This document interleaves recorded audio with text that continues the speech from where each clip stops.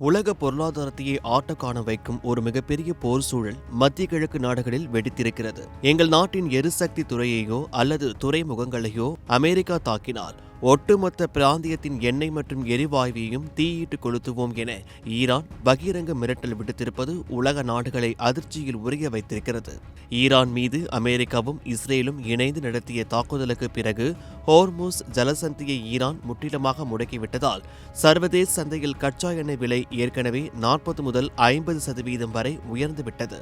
இந்த சூழலில் ஈரானின் புதிய தலைவராக பொறுப்பேற்றுள்ள முஜ்தபா காமேனி தனது தந்தை அலி காமேனியின் மறைவுக்கு பழிவாகும் விதமாக அமெரிக்கா இந்த தாக்குதலுக்கு வருத்தப்படும் நிலையை உருவாக்குவோம் என சூளுரைத்துள்ளார். காயமடைந்திருப்பதாக கூறப்படும் முஜ்தபா காமேனி இதுவரை மக்கள் முன்பு தோன்றவில்லை என்றாலும் அவரது இந்த எச்சரிக்கை அரசு தொலைக்காட்சி மூலம் வெளியிடப்பட்டுள்ளது.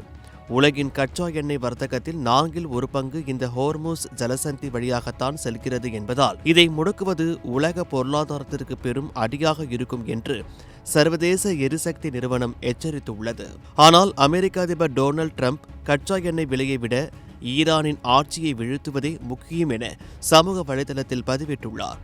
போர் எப்போது முடியும் என தெளிவான பதில் இல்லாத நிலையில் பக்ரைனில் உள்ள எரிபொருள் கிடங்குகள் தாக்கப்பட்டு கரும்புகை வெளியேறுவதும் துபாய் மற்றும் குவைத் விமான நிலைய பகுதிகளில் ட்ரோன் தாக்குதல்கள் நடப்பதும் வளைகுடா நாடுகளில் பதற்றத்தை அதிகரித்துள்ளது. சவுதி அரேபியாவும் தங்கள் எண்ணெய் வயல்களை நோக்கி வந்த ட்ரோன்களை தடுத்து அழித்துள்ளதாக தெரிவித்துள்ளது.